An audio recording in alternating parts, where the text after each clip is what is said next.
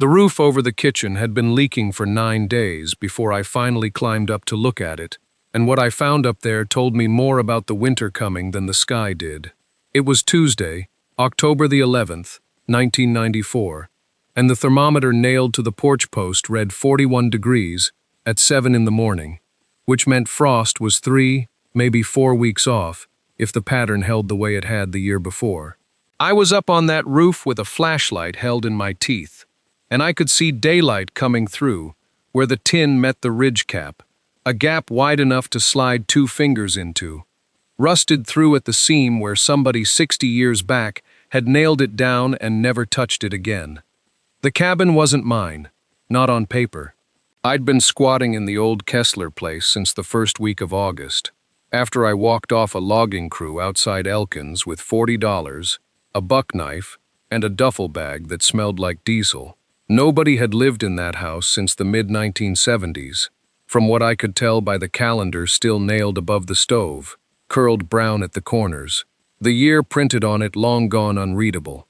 The place sat up above Sabbath Hollow, maybe 2 miles by the old logging grade from where the county road gave out, in a fold of Randolph County land that didn't show up clean on any map I'd seen, and I'd seen a few by then. I patched that roof seam with a scrap of flashing knobs. I bent myself and a tube of roofing cement. I'd bartered off a man in Harmon for a day, cutting firewood, and I told myself that would hold until spring. It wouldn't. I knew it wouldn't even while I was smoothing the cement down with my thumb, the cold already working into my knuckles. What the roof didn't have, the cabin didn't have either. Water. Not running water, not a working well, nothing but a 5-gallon bucket I hauled twice a day from a creek that would freeze solid by January, the way creeks do at 2,600 feet in that country. I'd been telling myself I'd figure it out. I'd been telling myself a lot of things. It was 2 days after I fixed that roof, on a Thursday, that I walked the 4 miles down to the Pruitt place looking for stovepipe I could buy or trade for, and found an old man sitting on his porch with a coffee can of nails in his lap and a rolled sheet of paper he wouldn't unroll until I'd agreed to something I didn't fully understand yet. He called it a map. He said it like the word cost him something to say. The Pruitt place sat lower than mine by maybe 400 feet, tucked into a bend where Sabbath Hollow widened enough for a garden and a chicken run gone to weeds. I'd passed it twice before without stopping, figuring nobody lived there anymore. The porch roof sagged like a man's back after 60 years of bending, and the paint had given up decades ago. But there he was, sitting in a ladder-back chair with that coffee can of nails balanced on his knee, sorting them by size, the way a man does when he has more time than purpose left to spend it on. He didn't get up when I came into the yard, just watched me the way you'd watch weather coming, deciding whether it was worth moving for. I told him what I needed. Stovepipe, 6-inch if he had it, and I'd trade labor, or the little cash I still carried folded in my boot. He didn't answer that. He set the coffee can down on the porch boards, careful, like it might argue with him, and reached inside the screen door and came back with the paper already in his hand, like he'd known before I walked up the drive that I was coming for something, and had decided already what he'd ask in return. It was rolled tight and yellowed at the edges, tied with a piece of butcher's string gone brittle. He held it against his chest, not offering it, and said the word map, the way some men say money, careful, like naming it wrong might make it disappear. I asked what it was a map of. He said his family's ground, the old Kessler Spring, before the state took half the hollow for the forest boundary in the 50s. He said his eyes weren't what they'd been, and nobody left in 3 counties could read the marks on it anyway, and that didn't matter to him, because nobody left in 3 counties had asked him for anything in longer than he cared to count. I asked him what he wanted for it. He looked at the porch roof, then at the woodpile that had gone gray and cracked from 2 winters of neglect, then at a fence line sagging into the blackberry along his lower field. 3 weeks, he said. Whatever needed doing around the place, done right, and he'd tell me when right looked like. He said it without smiling, the way old men make bargains they've already decided the terms of before you arrive. I should have asked more questions. I should have asked why a scrap of paper mattered enough to trade 3 weeks of a stranger's back for it, when he could have sold that same land for scrap lumber and pocket change, and never thought of it again. But I had a roof that wouldn't hold and a bucket I hauled twice a day, and something in me, call it instinct, call it just being 19 and out of better ideas, told me the paper was worth more than stovepipe. I said yes before I'd thought it through. He nodded once, like he'd expected that too, and finally, slowly, began to unroll it. The paper had gone the color of weak tea, soft at the folds the way cloth gets soft, not paper. He spread it across the tailgate of his truck, careful as a man handling a bird with a broken wing, and I saw right off it wasn't a map like I'd pictured. No roads on it, no names of towns. Just a long, snaking line drawn in pencil, so faint it looked like graphite ghosted onto the page from memory. And beside that line, running the whole length of it, columns of numbers in handwriting so small and tight, I had to lean in to be sure it was numbers at all, and not just scratches. There were letters mixed through it too, not words, just single letters, N and W and S, sitting alongside figures that didn't look like any bearing I'd ever seen on a compass rose. I'd spent enough time with a topographic map by then, courtesy of a Forest Service ranger who'd taken pity on me back in September, to know what elevation lines were supposed to look like, and this wasn't that either. It was its own language, whatever it was, written by somebody who never expected another living soul to need to read it. He watched me look at it, didn't offer to explain, just let me turn my head sideways to it, like a dog hearing a strange whistle, and when I finally looked up, he said, "My daddy's brother made that. 1931. Took a surveying course down in Elkins, one of them mail-order things, and came back thinking he was Lewis and Clark. He said it flat, no fondness in it that I could hear, though I'd learn later there was plenty. Just buried the way men his age buried most things." I asked him what it was a map of. "Damned if I know," he said, and rolled it part way back up, careful not to crease it new anywhere. "Everybody in the family's tried at one time or another. My daddy couldn't make heads of it. I sure as hell can't. But he swore before he died, my uncle did, that there was water up behind the Kessler place, that never went dry even in the worst years, and that he'd marked exactly how a man could find it again if the spring ever silted over. Family always figured he was telling stories. Old men do." He handed it to me, rolled like that, careful, both hands, the way you'd pass along something that had outlived its use to everybody but the person about to inherit the burden of it. 3 weeks, he said again, starting tomorrow, and you don't touch that paper with wet hands. You hear me? Ever. I told him he had my word, though at the time I had no idea what I was promising to protect, only that the paper had weight to it that the roof and the woodpile did not, and that some part of me, young and stupid and starving for something worth doing, had already decided I meant to find out what it was. That night I laid the map flat on the kitchen table under the Coleman lantern, careful the way he told me, and looked at it for the better part of 2 hours without touching it once with anything but dry fingertips. It wasn't a map the way I understood maps. No roads, no property lines, nothing that resembled the plat books I'd seen at the county courthouse in Beverly when I'd gone looking for who actually held title to the Kessler place before I moved myself into it uninvited. Instead, there were columns of numbers running down the left margin in a hand so small I had to bring the lantern close enough that I could smell the kerosene catching at the back of my throat. Beside each number, a short mark, some kind of tick or dash, and every so often a letter that didn't belong to any word I recognized. NW below 112D E40-R, numbers that climbed and numbers that dropped, like a man counting his own heartbeat and writing it down for reasons he never explained to anybody. There was a compass rose in the corner, hand-drawn, ink gone brown-black with age, and beneath it, a date, 1931, in the same cramped hand as the columns. I ate cold beans out of the can that night, because I didn't want to leave the table, and I remember the wind picking up outside, working at the loose tin on the north corner of the roof, tick, tick, tick, like it was trying to get in, and look at the paper too.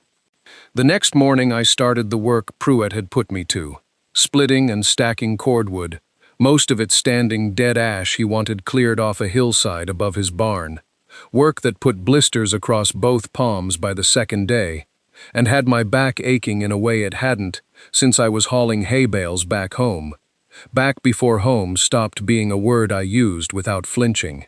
I worked from first light to when I couldn't see the axe head anymore, and every evening I came back to the Kessler place and unrolled that paper again, like a man checking on something sick. By the fourth night, I understood that the numbers weren't compass bearings at all. I'd been reading them wrong from the start, trying to force them into degrees, and nothing had lined up. Nothing had made sense against the lay of the ridge behind the cabin, but laid out differently. Read as a sequence, one following the next, not a bearing but a count. They started to look like something else entirely, like paces, like a man walking a line and marking down, step by step, exactly how far and how steep, so that 60 years on, somebody with nothing better to do on a cold November night might follow his feet without ever having met him. I sat with that thought a long while. The lantern turned low to save kerosene, and I got Elwood Pruitt's old surveying primer down again, the one he'd let me borrow after I'd asked him, careful as I could, whether he still had any of his grandfather's teaching books. He'd looked at me for a second too long before he said he might, and 3 days later, there it was, on the seat of my truck, wrapped in a feed sack, no note. The book was from 1931, same year as the numbers scratched into the corner of the map, and inside the front cover, somebody had written a name in pencil, so faint I had to angle the lantern sideways to read it. Not Pruitt, Kessler. The book wasn't his at all. It had come down through the family that built the cabin I was living in, and somehow, in the way things get passed hand to hand in these hollows until nobody remembers why, it had ended up on Pruitt's shelf instead of mine. There were pages in the back on pacing, how a man could walk a known stride, say 30 inches, and count it against elevation change to lay out a rough survey without a transit, which not every farmer back then could afford. Whoever built the spring works on this land hadn't used a compass rose at all. He'd used his own 2 legs, and written down the count the way you'd write down a recipe, trusting that anybody who needed to follow it later would be desperate enough, or curious enough, to work out the method for themselves.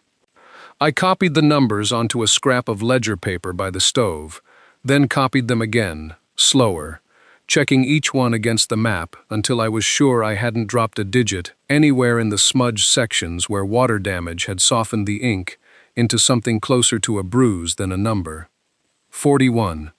Then a drop of 6. Then 22. Another drop, steeper this time.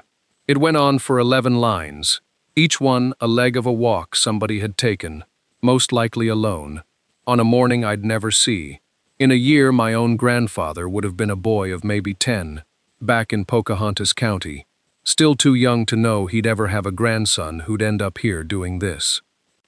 I didn't sleep much that night, not from fear exactly, more the feeling you get standing at the top of a ladder before you've decided to climb it, knowing the next thing you do is going to cost you something, one way or another, and there's no unlearning what you're about to try. The morning came in gray and close, the kind of sky that sits on the ridge instead of over it, and I made coffee in the percolator my grandfather left behind, and drank it standing at the window, watching the fog burn off the hollow in patches. I'd decided sometime around 4 in the morning, lying there listening to the stove tick as it cooled, that I wasn't going to try to walk the whole 11-line sequence at once. That was a greenhorn mistake, the kind that gets a man lost half a mile from his own porch because he trusted a piece of paper over his own feet. I'd walk the first 3 legs, mark them, and come back. I brought the buck knife for blazing bark, a ball of butcher's twine to tie off the marks so I could find them again if the light changed, and the ledger paper folded twice in my shirt pocket, close to my chest, like it might blow away if I gave it the chance. 41 paces first. I stood where I guessed the surveyor would have stood, near the old chimney stones that were the only proof anybody had built anything on that flat before the trees swallowed it, and I counted my own stride against what I figured his would have been. A grown man's pace in 1931, maybe 2.5 feet, maybe less if the ground was rough.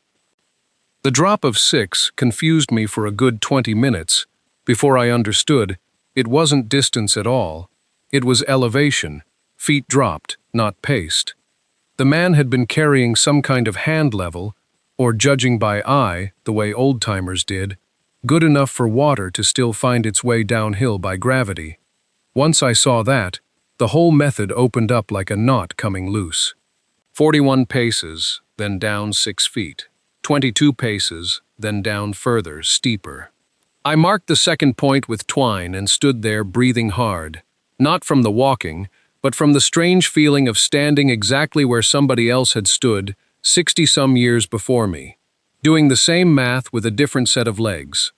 The leaves under my boots were 3-4 inches deep, black-brown, and wet clean through, and every step sounded like walking on something that used to be alive and hadn't finished deciding to stop. By the time I'd walked the 3rd leg, the fog had lifted off the low ground, and I could see clear down into the throat of the hollow, where the land pinched narrow and dark before opening out again toward the creek. Somewhere down in there, if the numbers held, was water that hadn't seen daylight since before my grandfather learned to write his own name. I sat down on a flat rock to eat the biscuit I'd brought and looked at the 8 lines I hadn't walked yet, and for the first time since Pruitt handed me that map, I let myself believe it might actually lead somewhere real. The biscuit was dry, and I ate it slow, breaking off pieces with my thumb, the way I'd eaten 1,000 biscuits alone in that kitchen, and I watched a jay work its way through the bare branches above me, scolding something I couldn't see. It was the 18th of October, a Tuesday, and the thermometer nailed to the porch post had read 39 degrees when I left the cabin before light. Cold enough that my breath hung a second before it went, warm enough that the ground hadn't started locking up yet. I knew I had maybe 3 more weeks of ground soft enough to dig before the frost took it. And I knew that because Pruitt had told me so, sitting on his porch with his oxygen tube looped over his ears, saying it the way a man says something he's watched happen 40 times and expects to watch happen once more before he's done watching anything.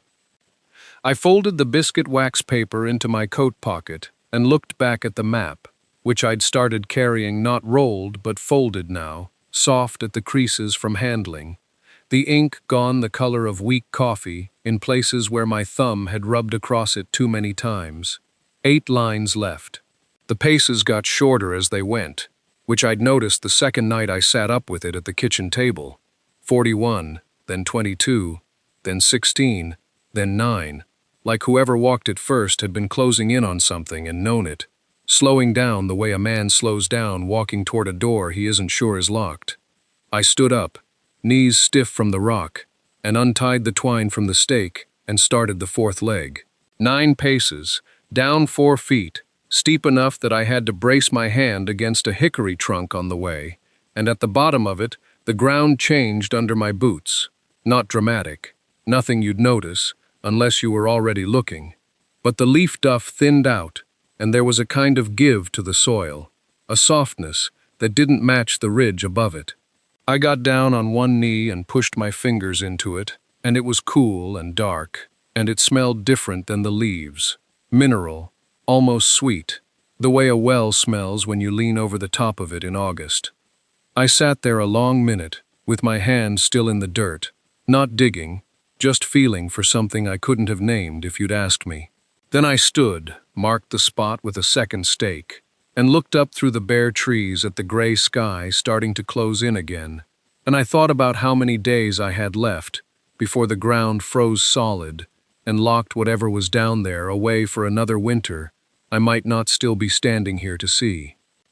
I went back to the truck for the pick and the short-handled shovel, and by the time I got back to the spot the light had dropped another notch, the kind of gray that doesn't announce itself as evening, but just settles in around 3:30 in late October, like it's got nowhere else to be.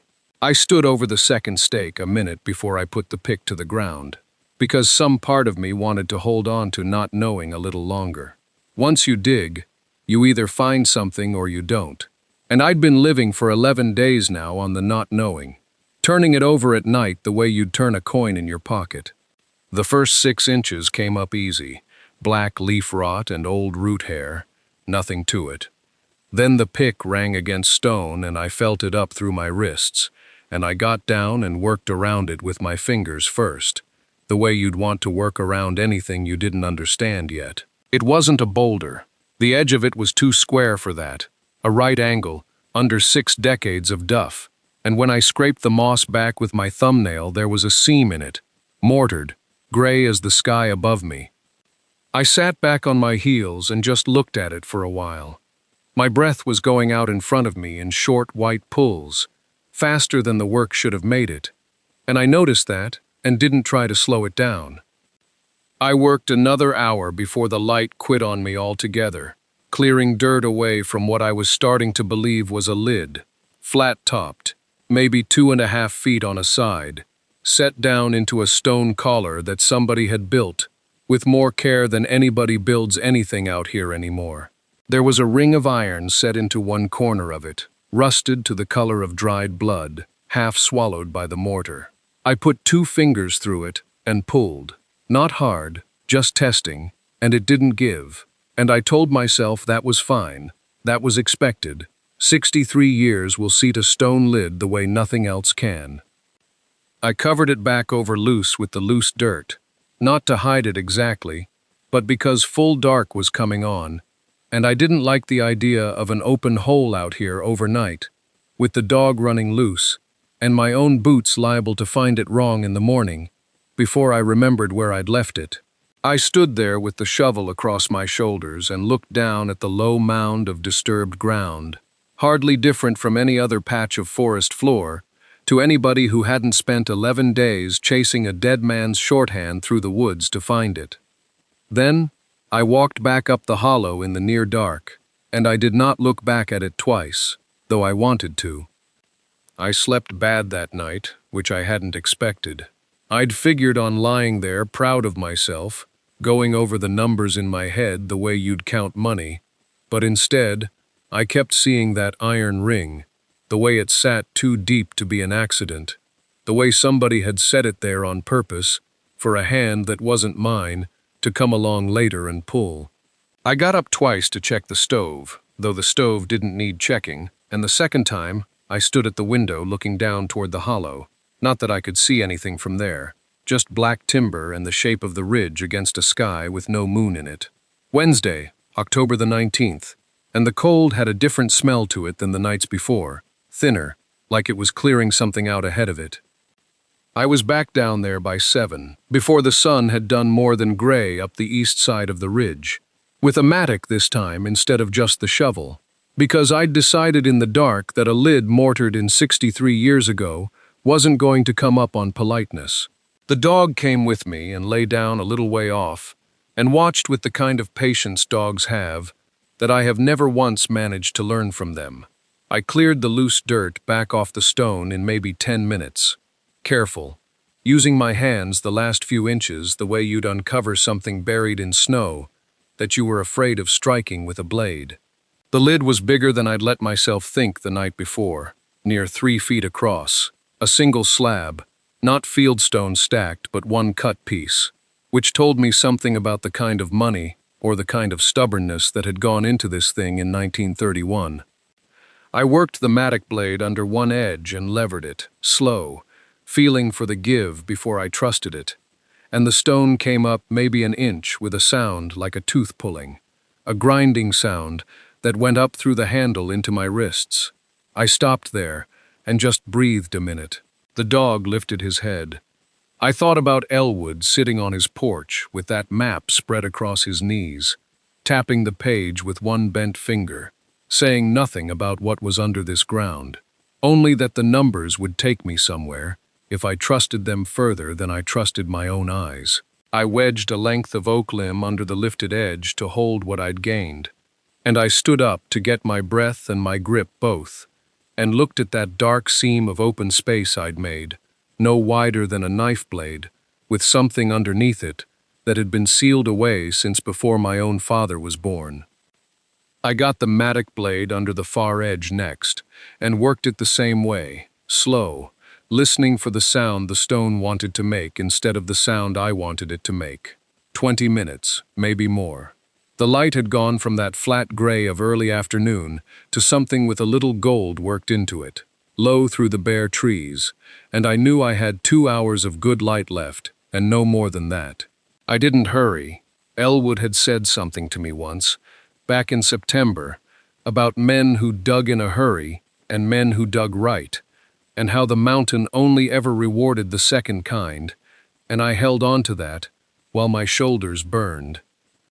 When the second edge gave, I had enough room to get both hands under the slab, and I called Tick back away from me with a word he actually obeyed for once, and I lifted with my legs the way my grandfather never got the chance to teach me, but somebody's grandfather had taught somebody, further back than I could trace, and the slab came free and rolled to the side into the wet leaves with a sound like a door shutting somewhere far off. Underneath it was dark and smelled like iron and old rain. I got the flashlight from my coat pocket, the little Rayovac I'd bought off a peg in Elkins for $4 back in October, and I put the beam down into that hole, and what came back at me was stone laid in a square, dry fit the way old-timers did it before they trusted mortar to hold water back. And below that, maybe 3 feet down, a shine. Not a glint, a shine that moved.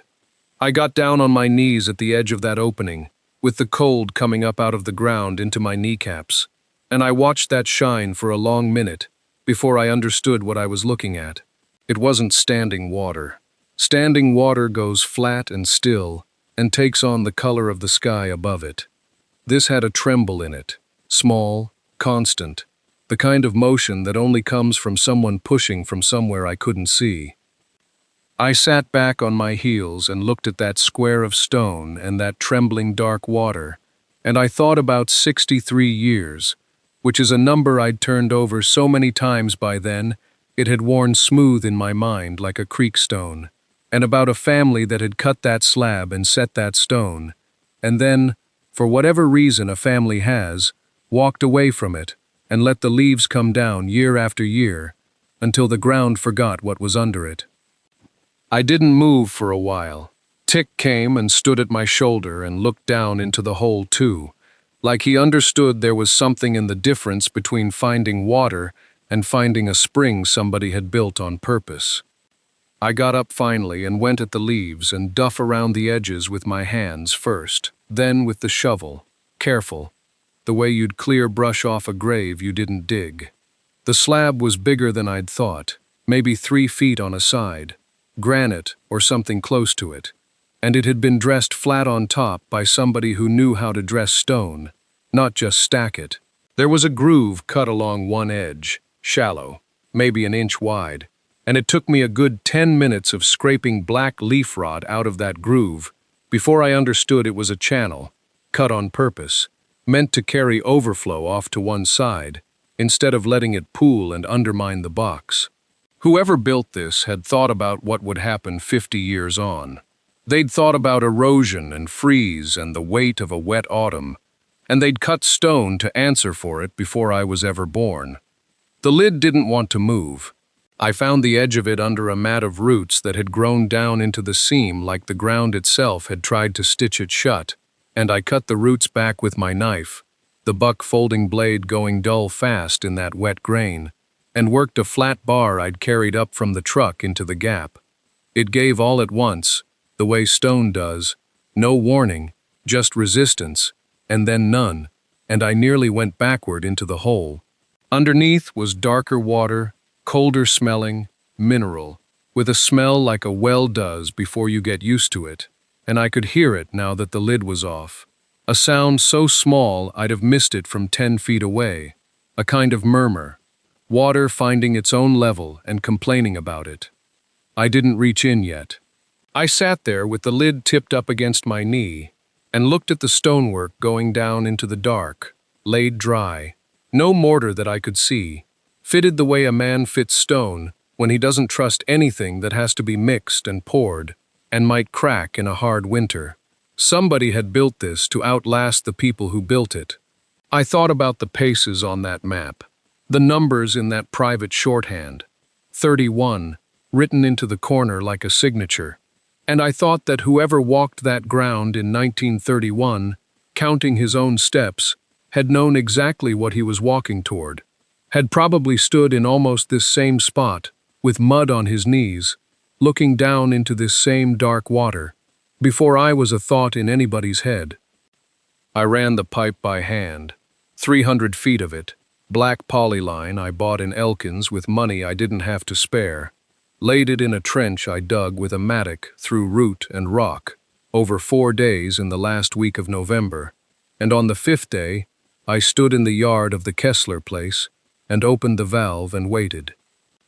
Nothing for a long 10 count, then a cough of air, then a stutter, then water, clear, cold, steady, running out of a length of pipe into a trough I'd built from a half log I split and hollowed, with a buck knife and a draw knife I found hanging on a nail in the springhouse ruin. It ran for a full minute before I let myself believe it. I stood there with my hands wet up to the wrist and didn't say anything, because there wasn't anybody there to say it to, except the dog, and he wasn't impressed by much that didn't smell like meat. I drove down to see Elwood Pruett on the 2nd of December with a photograph in my coat pocket, a cheap disposable camera print from the drugstore in Elkins, water falling into that trough in gray daylight. He was thinner than he'd been in October. His daughter let me in and didn't say how long he had, but I could read it in the way she watched him take the photograph in both hands. He looked at it a long time, longer than the picture deserved, if you only counted what was in it. A trough, some water, a length of pipe. He didn't say much. He said his uncle would have liked seeing that. He said it twice, like he wanted to make sure it landed somewhere it would stay. He died on the 9th of January, 1995. I heard it from the feed store in town, the way you hear most things up there, second-hand and true. I framed the map behind glass that same week, using a picture frame I found in the loft, and a piece of glass I cut myself, badly, and cutting my thumb doing it. I hung it over the mantel, not because it was worth money to anybody, but because it had already paid for everything I'd need from it, and some things you don't sell just because somebody offers. The water ran all that winter, and it's run every winter since. I never went looking for anything else on that place. Never needed to. If you're up here long enough, the mountain will hand you exactly what you're ready for. No more, no less.